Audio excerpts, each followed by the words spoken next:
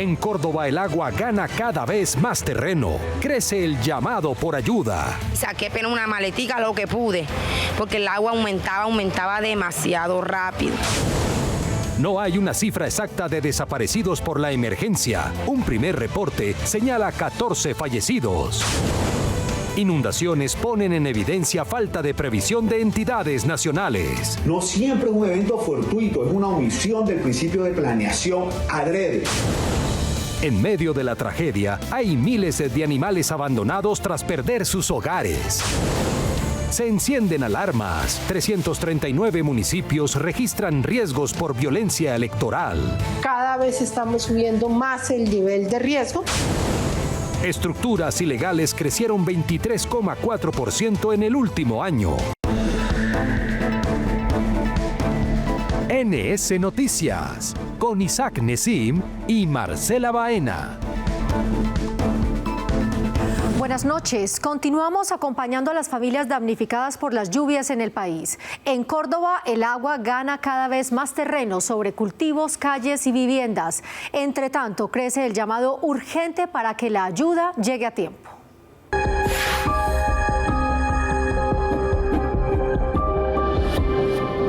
La tragedia de Doña Karen se repite en 24 de los 30 municipios del departamento que se ven afectados por las inundaciones. La emergencia que empezó en medio de gotas hoy se desbordó, llevándose enseres, pertenencias y esperanzas. Estamos vivos. Lo material, a uno le duele porque por mi caso, yo soy de las personas que no gano un sueldo y compro mis cosas a 1 año, 2 años y con sacrificio uno las paga ya, como para verlas en agua inundada. A hoy son más de 120.000 personas que han resultado afectadas por las lluvias en todo el territorio cordobés. Perdí todo, totalmente todo. Somos 4 personas en la familia, mi esposo, mi hija y otro muchacho que vive con nosotros. Volver a la casa si apenas bajen las aguas y mirar a ver qué se hace porque la verdad es que perdí todo. La cifra, que tiene miles de rostros, representa la magnitud de este fenómeno y también muestra la fragilidad de estas comunidades frente al invierno. Al menos 200 barrios, 300 veredas y 100 corregimientos han sufrido consecuencias por las inundaciones. La ropa la metí en bolsa y está alzada arriba. Ojalá que Dios quiera que no llegue la creciente hasta arriba donde está. Lo que alcancé a sacar fue la nevera y un juego comedor y un juego de muebles. Hoy les hablo desde el corazón. Córdoba nos necesita. Las lluvias han afectado a muchas familias de nuestro departamento que necesitan nuestro apoyo y solidaridad. Los invito a donar alimentos no perecederos, agua potable, ropa, cobijas, sábanas, colchonetas, hamacas, kit de aseo personal, pañales para niños, adultos mayores, elementos de limpieza y alimentos para mascotas. Mientras las autoridades siguen gestionando ayudas, Doña Reina, Doña Karen y Elvin repiten el mismo llamado de miles de damnificados, que el país gire la mirada hacia ellos. Pues mientras los niveles de los ríos San Jorge y Sinú continúen en aumento, deberán seguir llenándose de valor para soportar la inclemencia de las lluvias. Las inundaciones en el país han cobrado al menos 14 víctimas y 11 desaparecidos en los departamentos afectados por las lluvias torrenciales. ¡Cójala, Dios mío! ¡Ayuden! De los 14 fallecidos, 5 son de Córdoba, el más afectado de los departamentos del país. 2 de las víctimas eran hermanos residentes en el municipio de San Pelayo. El suceso ocurrió cuando una creciente súbita los sorprendió al intentar atravesar a lomo de caballo el arroyo El Barroso, en el tramo que comunica La Madera y Bongamelia. El caudal aumentó repentinamente y los arrastró corriente abajo. Desde entonces no se tiene información de su paradero. Minutos después del incidente, habitantes del sector dieron aviso a las autoridades que encontraron al caballo en el que se movilizaban los jóvenes flotando entre la vegetación y el lodo, pero sin rastro de ellos. Apoyados con drones, organismos de socorro y habitantes de la zona comenzaron labores de la búsqueda por las dificultades de acceso. Hace 4 días, otras 2 personas fueron arrastradas por una corriente cuando se desplazaban en un camión en la vía entre Puerto Escondido y Montería. Y un 5.º caso ocurrió durante los primeros días de las inundaciones. Tenemos que estar muy atentos, sobre todo los barrios del occidente de Montería, para cualquier llamada de evacuación. Estén muy pendientes, alertas con el fin de que finalmente se puedan trasladar a los albergues que nosotros tenemos en la ciudad de Montería. En estos momentos tenemos 17 albergues ya. Cada hora, estos albergues vamos abriendo uno nuevo. Y esta temporada de lluvias vuelve a poner sobre la mesa la emergencia económica. Mientras tanto, en el Congreso se abre el debate sobre cómo responder a la crisis. La posibilidad de acudir a este mecanismo excepcional surge como respuesta a la temporada de lluvias. Esta situación ha generado inundaciones, deslizamientos y afectaciones a miles de familias en distintos departamentos. El anuncio abre de nuevo el debate sobre el uso recurrente de las emergencias económicas, en especial cuando hay cuestionamientos sobre si la solución pasa por nuevos impuestos o por una mejor reorganización del presupuesto nacional. ¿Qué es? Figura constitucional para enfrentar una crisis grave. ¿Qué permite? Agilizar recursos, contratación inmediata, ayuda humanitaria, atención a damnificados. ¿Qué abarca esta emergencia? Más de 24 departamentos, municipios afectados por lluvias, zonas rurales y urbanas. De avanzar esta medida, tendría alcance en más de 24 departamentos y permitiría al Ejecutivo acelerar la atención humanitaria y la respuesta frente a la temporada de lluvias. La Corte Constitucional está actuando en derecho. Su deber es hacer respetar la Constitución política y, como lo habíamos advertido desde antes, esos decretos de emergencia económica, a nuestro juicio, eran inconstitucionales. En el Congreso, algunos sectores insisten en que la atención de la crisis climática debe concentrarse en una correcta ejecución y redistribución de los recursos existentes. Esto antes de acudir de manera reiterada a figuras excepcionales. Las inundaciones vuelven a poner en evidencia la falta de previsión de las autoridades y de varias entidades nacionales para enfrentar las emergencias recurrentes en Colombia. Fortalecer la prevención, agilizar la ayuda humanitaria y priorizar a las comunidades más afectadas es el llamado desde el Senado ante la emergencia. Según el más reciente balance de la Unidad Nacional para la Gestión del Riesgo de Desastres, en los últimos días se han registrado emergencias en 104 municipios de 16 departamentos. La crisis ha reabierto el debate sobre la preparación del Estado frente a fenómenos climáticos previsibles. ¿Cómo alegar imprevisibilidad cuando el IDEAM nos avisa cada año cuándo lloverá? No siempre es un evento fortuito, es una omisión del principio de planeación adrede. El Congreso pide al Gobierno Nacional que concentre esfuerzos en los territorios más afectados, fortalezca la prevención y priorice la atención humanitaria. En muchas oportunidades se lo hemos dicho a la Unidad Nacional de Gestión de Riesgo, que tiene que actuar en materia preventiva, no cuando viene el invierno, sino antes de. Pero una vez pasa el invierno, se les olvida. Mi solidaridad con los colombianos, mi solidaridad con la región Caribe que está atravesando una difícil situación. El llamado ahora es a pasar de la reacción a la prevención con obras, planeación y presencia real en los territorios. Mientras tanto, miles de familias afectadas siguen esperando soluciones de fondo. No solo ayudas temporales, sino acciones que eviten que cada temporada de lluvias vuelva a golpearlas con la misma fuerza.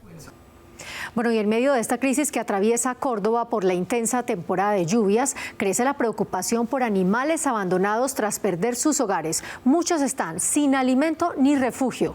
Frente a esta situación, el Senado, junto a diversas organizaciones, viene promoviendo iniciativas solidarias para atenderlos. La más reciente, liderada por la senadora Esmeralda Hernández, logró recolectar más de 3 toneladas de alimento para perros, gatos y otros animales afectados por las inundaciones. Así, apoyar a fundaciones, rescatistas y comunidades que hoy trabajan por su cuidado y protección. Tuvimos en la ciudad de Bogotá una jornada maravillosa, una jornada conmovedora, que trabajamos además de la mano de organizaciones reconocidas en todo el país, como la Plataforma Alto, la Coalición Colombia Sin Toreo, Puro Criollo, Borrachos al Rescate, y de la mano de rescatistas y organizaciones. Así que enormes gracias a la ciudadanía por la solidaridad. Vamos a estar garantizando que todo se entregue a la Unidad de Gestión del Riesgo y que haga parte de los kits de ayuda humanitaria. En otras noticias, después de ser liberada por sus captores, la senadora Aida Quilcue contó cómo fue su secuestro y su liberación. La congresista ha criticado el conflicto armado en el Cauca y el impacto en las comunidades indígenas. En el 2021 ganó el Premio Nacional de Derechos Humanos. La senadora Aida Quilcué vivió horas de angustia tras ser secuestrada por hombres armados cuando viajaba por una vía del oriente caucano. No se identificaron, pero sé que era un grupo armado, fuertemente armados. Desafortunadamente nos cogieron en un sitio bastante solo y bueno, pues nos llevaron, pero ya estamos a salvo. La congresista fue interceptada junto a sus acompañantes, obligada a descender del vehículo y trasladada a un lugar desconocido, bajo amenazas y apuntada permanentemente con armas largas. Los captores les ordenaron guardar silencio y esperar instrucciones. La presión ejercida por la Guardia Indígena y miembros del Ejército Nacional fue determinante. Al sentir el cerco, los secuestradores huyeron y abandonaron a la senadora en una zona montañosa. Minutos después, un comunero indígena que transitaba en motocicleta la reconoció y la trasladó hasta un punto seguro donde ya operaba la Guardia Indígena. Visiblemente conmovida, Quilcué agradeció a Dios por su liberación y a quienes participaron en el operativo que permitió ponerla a salvo. Bueno, tenía que pasar esa situación el día de hoy. Gracias a Dios y a los espíritus estoy bien, junto a los compañeros que me acompañaban y especialmente agradecer a la Guardia del Consejo Regional Indígena del Cauca, a la Fuerza Pública, a toda la solidaridad que hoy se movió en Colombia y la presión hizo a que saliéramos de ahí. Desde Popayán, la senadora hizo un llamado urgente a reforzar la seguridad en el Cauca y a proteger el ejercicio democrático.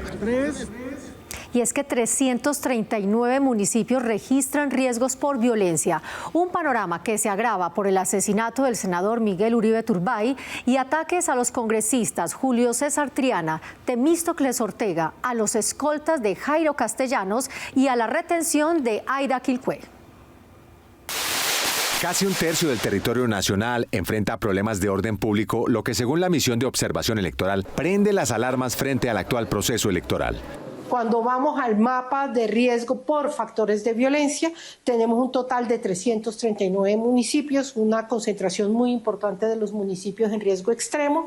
Cada vez estamos subiendo más el nivel de riesgo. De los 339 municipios afectados, 170 muestran riesgo coincidente por posibles factores de fraude y de violencia electoral. 81 están en riesgo extremo, 51 en riesgo alto y 38 en riesgo medio. El atentado contra el senador Miguel Uribe y los ataques a los senadores Temístocles Ortega, Aida Quilcué y al esquema de protección de Jairo Castellanos ensombrecen este panorama. Hemos tenido que recortar nuestra gira de campaña política luego de ver que no hay garantías y que congresistas como nuestro compañero de coalición han puesto en riesgo su vida al tener esos asuntos como lo que sucedió con los escoltas que fueron asesinados.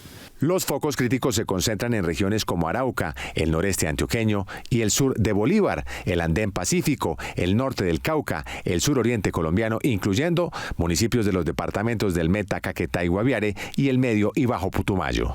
En esos lugares donde tenemos riesgos altos o extremos, estamos trabajando con la Fuerza Pública, con el Ministerio de Defensa y con la Procuraduría, actualizando el Plan Democracia de manera que todos el material electoral pueda llegar sin mayores dificultades el día de las elecciones. Frente a este escenario hay un llamado para fortalecer la seguridad, la presencia del Estado y los mecanismos de observación electoral con el objetivo de que este proceso se desarrolle con libertad, transparencia y sin nuevas amenazas o atentados.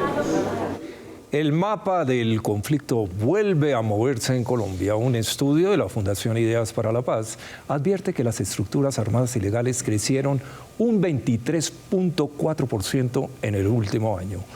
Aumento que coincide con un repunte histórico de las disputas por el control territorial. De acuerdo con el informe, entre el ELN, Clan del Golfo, Autodefensas de la Sierra Nevada, Comuneros del Sur y las disidencias de las FARC, suman 27.121 integrantes.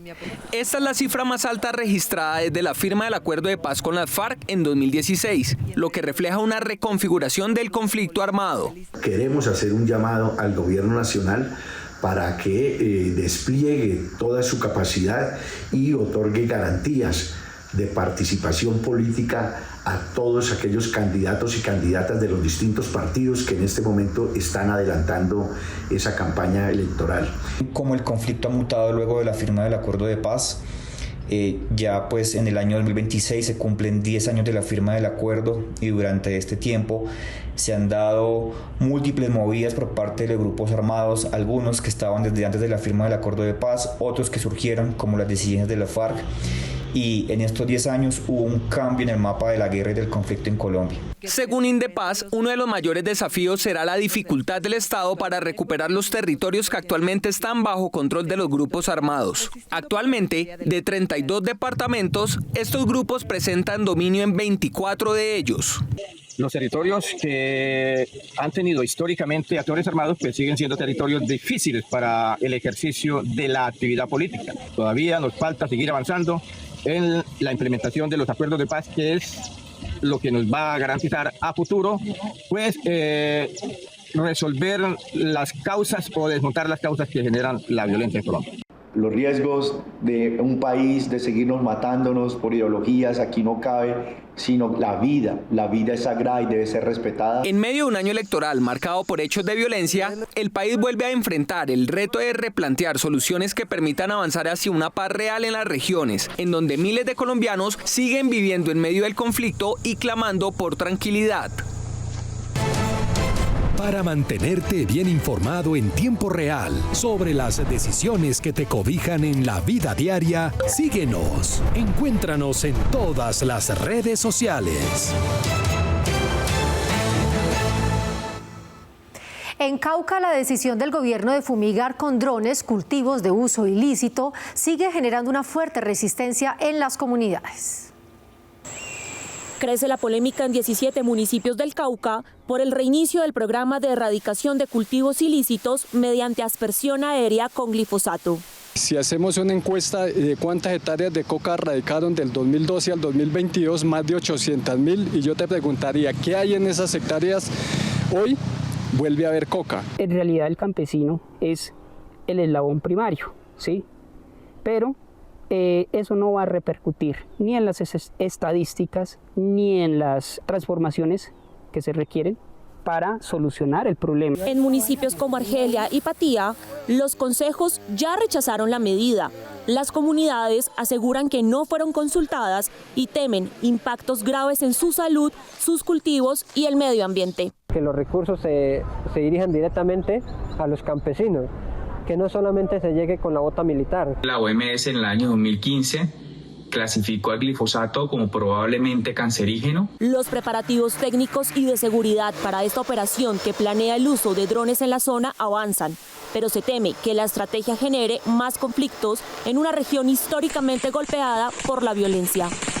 Se le dé oportunidades de generar trabajo a la población campesina que está cultivando coca.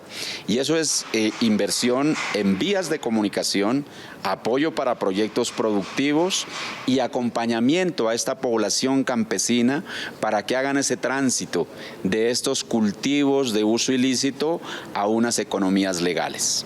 Mientras el gobierno insiste en que la fumigación terrestre será focalizada, controlada y busca debilitar economías ilegales, los campesinos piden más diálogo, menos aspersión y políticas que atiendan la crisis social de la región.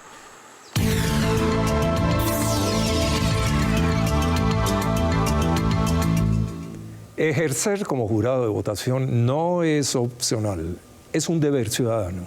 Miles de personas ya fueron seleccionadas para cumplir este rol en las elecciones. Pero ¿cómo saber si usted es uno de ellos y qué debe hacer? Aquí le explicamos. Cualquier ciudadano puede ser seleccionado para cumplir una labor clave en las elecciones, como es garantizar que el proceso se desarrolle con transparencia y orden.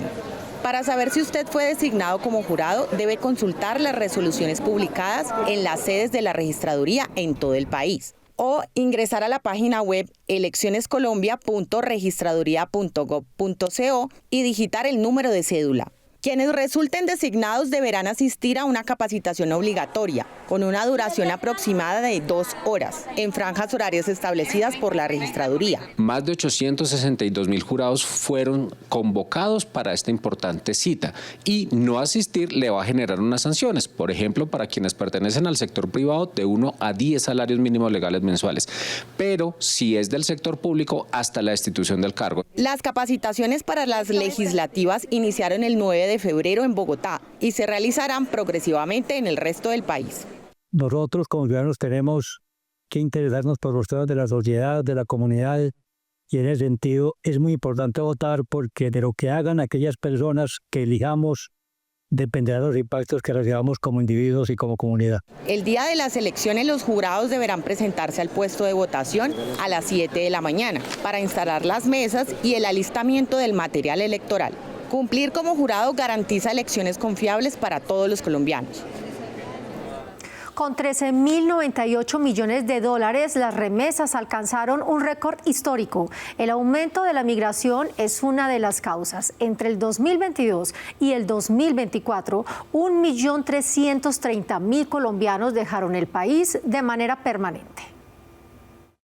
Se trata de los dineros que envían al país los colombianos que viven en el exterior. Aumentaron el año pasado en 10,6%, superando los ingresos generados por el petróleo, el café y el carbón. En 2023 el ingreso de remesas fue de 10.091 millones de dólares, 2024 11.848 y en 2025 13.098 millones de dólares. Temas como las remesas, el boom del narcotráfico, de la minería ilegal, hacen que el ciudadano no perciba la realidad económica y la dificultad que está teniendo la economía formal. Estas cifras son importantes para la economía, pero también son una señal del aumento de colombianos que dejaron el país. El gobierno nacional no ha sido recíproco con esa contribución, con ese esfuerzo económico que hacen los colombianos que viven en el exterior frente a los colombianos que están aquí recibiendo esos beneficios. Se necesita una reglamentación para fortalecer y darle prioridad. Expertos explican las causas de este incremento. Es el temor a las personas que se encuentran indocumentadas a ser deportadas o a tener que retornar. Entonces, muchas de esas personas están enviando el dinero, pues preparando un poco el regreso al país. En ese sentido, Colombia tiene que generar políticas públicas en materia de retorno para las personas o las familias que van a regresar. Y el reto que ahora tiene el país frente a las remesas al convertirse en la principal fuente de ingresos en dólares. Y consideran que estas bonanzas deben aprovecharse para que se realicen inversiones como la compra de vivienda y así evitar que estos dineros se conviertan solo en gastos de consumo diario. Y este fin de semana se conmemora el Día Mundial contra el Cáncer Infantil. Aquí les contamos la historia de Catherine, una madre que ha enfrentado las dificultades del sistema de salud para lograr la atención de su pequeña Cristina, quien hace un año fue diagnosticada con cáncer. Solo con tutelas y derechos de petición logró la atención. Catherine es madre de 3 niñas. Nunca imaginó que iba a enfrentar duras situaciones de salud con su hija menor, quien hace un año fue diagnosticada con cáncer. Debido a esta enfermedad, su hija perdió la visión del ojo izquierdo. En el mes de junio nos dijeron que la niña estaba extendido, ya había hecho un abarcamiento en el nervio óptico, que tenían que iniciar quimioterapia. Lo más difícil para Catherine fue tener que luchar con el sistema de salud para lograr la atención oportuna de la menor.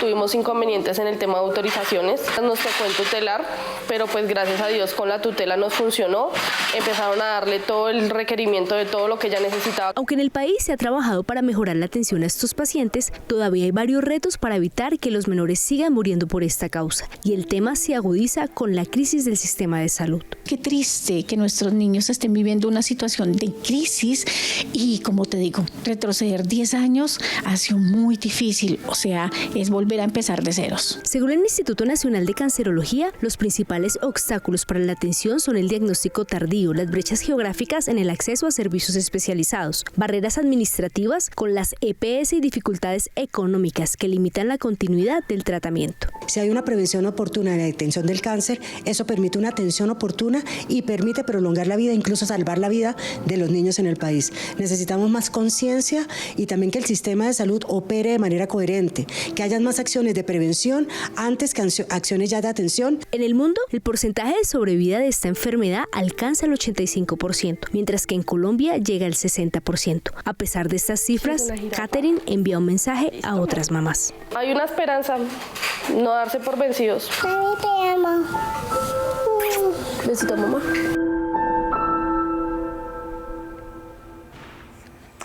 Cada 11 de febrero el mundo se une a la conmemoración del Día Internacional de la Mujer y la Niña en la Ciencia, con el fin de que cada vez más mujeres tengan acceso y participen en áreas de la ciencia, tecnología, ingeniería y matemáticas. En Colombia, solo el 24% de los profesionales en estas disciplinas son mujeres y solo el 28.2% de empleos en estas áreas están ocupados por ellas. Una ley aprobada en el Senado busca promover, incentivar y fortalecer la participación de niñas, adolescentes y mujeres en estas áreas a través de la implementación de una política pública que garantice el avance de la equidad de género con un énfasis en su inclusión social, económica, productiva y educativa. Necesitamos que las mujeres y las niñas también tengan otra mirada, otra visión y puedan estudiar carreras técnicas, matemáticas, ingenierías. Creo que esas carreras no tienen ni estratificación ni tienen género. Queremos ver a las mujeres más científicas, más involucradas en otros temas y en otras áreas. Muy bien, y hoy tuvimos en nuestra misión imágenes de fondo de Barranquilla, que celebra su carnaval. El Senado le rinde, como siempre, así homenaje a las regiones del país. Y no olviden seguirnos en nuestras redes sociales como @NoticieroSenado y en YouTube como @NS Noticias. A ustedes los esperamos en la próxima emisión. Hasta entonces.